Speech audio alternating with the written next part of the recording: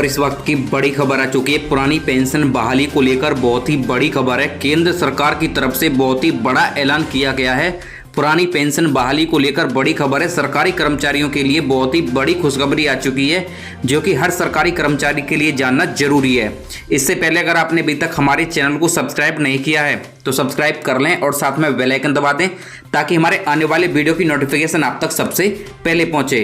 एक तरफ केंद्र सरकार की नई पेंशन नीति के खिलाफ कर्मचारियों का तेज होता आंदोलन और दूसरी तरफ केंद्र से अलग 5 राज्यों में पुरानी पेंशन योजना की बहाली का फैसला एक बार फिर से केंद्र सरकार को इस पर विचार करने पर मजबूर कर चुका है। केंद्र सरकार ने जिस तेजी से नई पेंशन योजना में सुधार करने के लिए एक कमेटी का गठन किया है, उससे तो ऐसा लगने लगा है कि अब सरकार पर दबाव ज्यादा बढ़ गया है।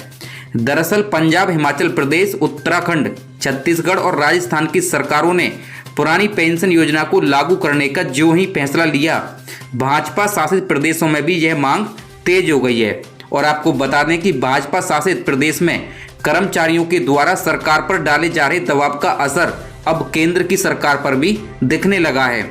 एक तरफ केंद्रीय वित्त मंत्री निर्मला सीतारमण ने नई पेंशन योजना की समीक्षा के लिए वित्त सचिव की अध्यक्षता में एक कमेटी का गठन करके उस पर रिपोर्ट मांगी है, तो वहीं दूसरी तरफ केंद्र सरकार ने साल 2003 के 30 दिसंबर तक केंद्रीय सरकारी सेवाओं में आने वाले पहले कर्मचारियों को फिर से पुरानी पेंशन योजना का विकल्प चुनने का मौका दे दिया है।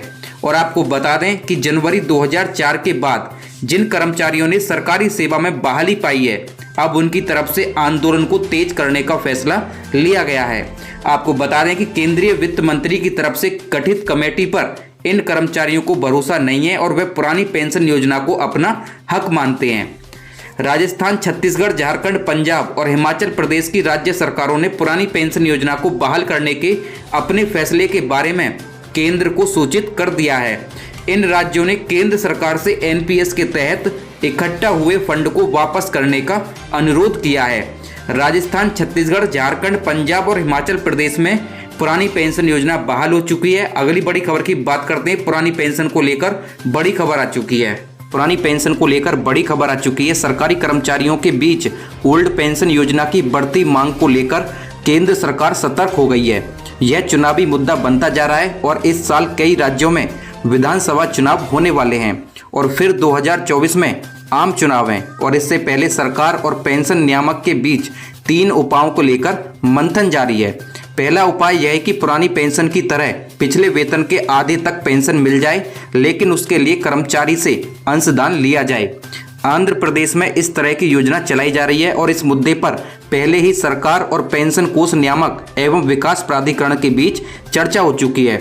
दूसरा उपाय यह है कि मौजूदा न्यू पेंशन स्कीम में ही मिनिमम पेंशन तय कर दी जाए और एनपीएस को लेकर शिकायत यह है कि कर्मचारी का योगदान फिक्स होता है लेकिन रिटर्न फिक्स नहीं होता है। इस पर काम लगभग पूरा हो गया है, लेकिन बोर्ड की स्वीकृति बाकी है।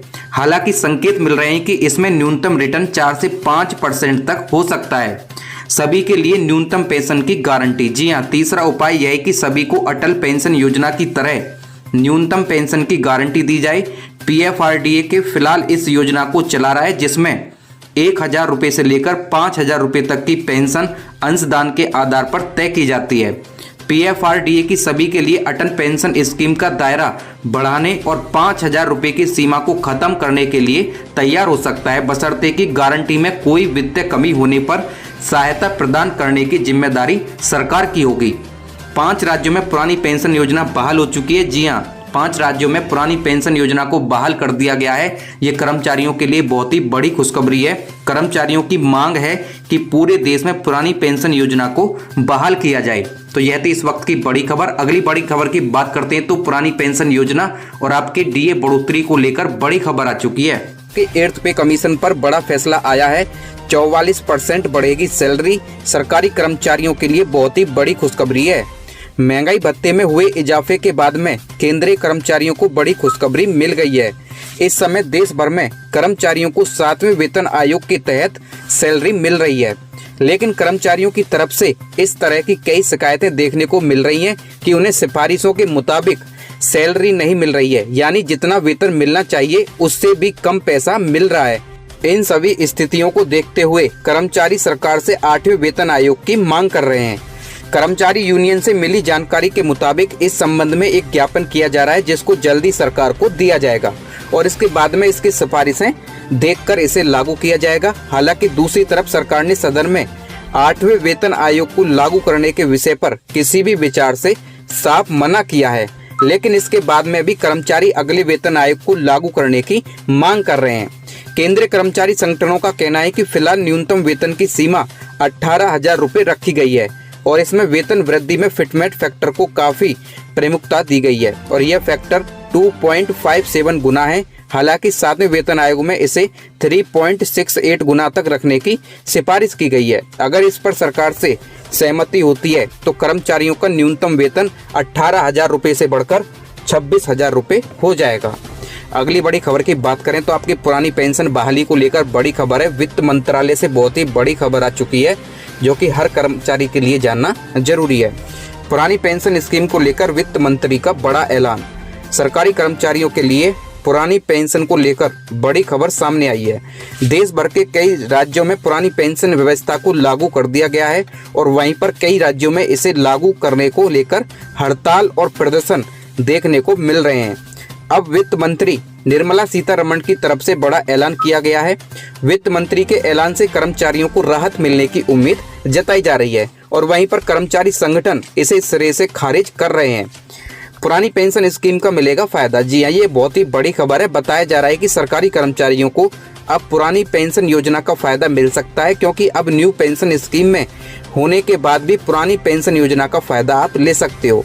सरकार ने ओल्ड पेंशन स्कीम का ऑप्शन सेलेक्ट करने के लिए एक कमेटी बनाई है और आपको बता दें कि ये कमेटी न्यू पेंशन स्कीम को ओपीएस के बराबर ही पॉपुलर बनाएगी और इसमें भी गारंटेड रिटर्न के साथ कमाई पर भी फोकस रहेगा। वित्त मंत्रालय कर रहा है समीक्षा। जी हाँ, देश भर में कर्मचारी ओल्ड पेंशन स्कीम को लेकर काफी प्रदर्शन कर रहे हैं और कई राज्यों में इसको लागू भी कर दिया गया है। इसी वजह से केंद्र सरकार में इसको लेकर मांग काफी तेज हो गई है। फिलहाल अभी तक इसको केंद्र सरकार के लेवल पर लागू नहीं किया जा रहा है और इस तरह की कोई चर्चा भी नहीं है। वहीं पर न्यू पेंशन स्कीम में गारंटेड रिटर्न पर वित्त मंत्रालय समीक्षा कर रहा है और इसमें प्लान बनाया जा रहा है कि कर्मचारियों को न्यू पेंशन स्कीम में ही ओल्ड पेंशन का फायदा मिल जाए। प्रचारित किया जा रहा है कि मिनिमम गारंटेड पेंशन वाला सिस्टम न्यू पेंशन स्कीम में भी लाने का प्लान बना रही है सरकार, जिसमें केंद्र सरकार के कर्मचारियों को भी एक्स्ट्रा फायदा मिलेगा और इसके साथ ही सरकार अपनी कंट्रीब्यूशन को भी 14% से ज्यादा बढ़ाने का प्लान बना रही है। सरकारी खजाने पर बिना बोझ डाले कंट्रीब्यूशन को किस तरह से बढ़ाया जा सकता है, इस पर सरकार की ओर से चर्चाएं की जा रही हैं। पुरानी पेंशन योजना के फायदे की बात की जाए तो इसका सबसे बड़ा फायदा यह है कि यह आखिरी ड्रॉन सैलरी के आधार पर बनती है और इसके अलावा इसमें महंगाई दर बढ़ने के साथ ही डीए में भी इजाफा होता है। जब सरकार नया वेतन आयोग लागू करती है तो भी इसमें पेंशन में इजाफा हो जाता है। केंद्रीय कर्मचारी संगठन national joint council of action के तहत ओपीएस के लिए आंदोलन कर रहे हैं और इस साल दिल्ली में आयोजित एनजेएसी की बैठक में कई अहम फैसले लिए गए हैं। एनजेसीए की बैठक में फैसले लिए गए हैं और केंद्र सरकार को 8 माह का समय दिया गया है। अगर इस अवधि में पुरानी पेंशन लागू नहीं होती है तो 19 सितंबर को भारत बंद किया जाएगा और इससे पहले छोटे बड़े कई तरह के आंदोलन होंगे और यूनिट स्तर पर गेट मीटिंग करने का सिलसिला लगातार जारी रहेगा। तो चलिए अगली बड़ी खबर की बात करते हैं। तो आपके लिए बहुत ही बड़ी खबर आ चुकी है।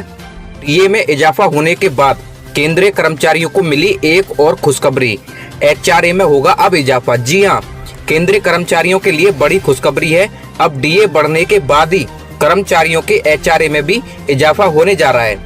केंद्र सरकार ने हाल ही में महंगाई भत्ते में इजाफा कर दिया है, जिसके बाद अब कर्मचारियों को 42% की दर से डीए मिलेगा।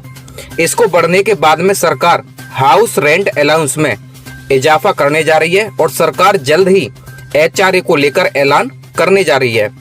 केंद्रीय कर्मचारियों का हाउस रेंट अलाउंस भी जल्दी बढ़ सकता है। ऐसा इसलिए होगा क्योंकि सरकार इसके लिए पहले ही अधिसूचना जारी कर चुकी है। वित्त वर्ष 2023-24 के अंत तक कर्मचारियों का एचआरए भी बढ़ जाएगा। हालांकि ये उसी सूरत में होगा जब महंगाई भत्ता 50% पर पहुंच जाएगा। एक्सपर्ट मानते हैं कि जिस तरह से पिछली 2 बार महंगाई भत्ते में उछाल आया है, उसे देखकर लगता है कि अगले साल मार्च में एचआरए रिवीजन हो जाएगा, क्योंकि महंगाई भत्ता 42% पहुंच चुका है और अगले 2 बार अगर 4% का उछाल आता है तो महंगाई भत्ता आपका 50% हो जाएगा। ऐसा होने पर HRA का रिवीजन खुद हो जाएगा।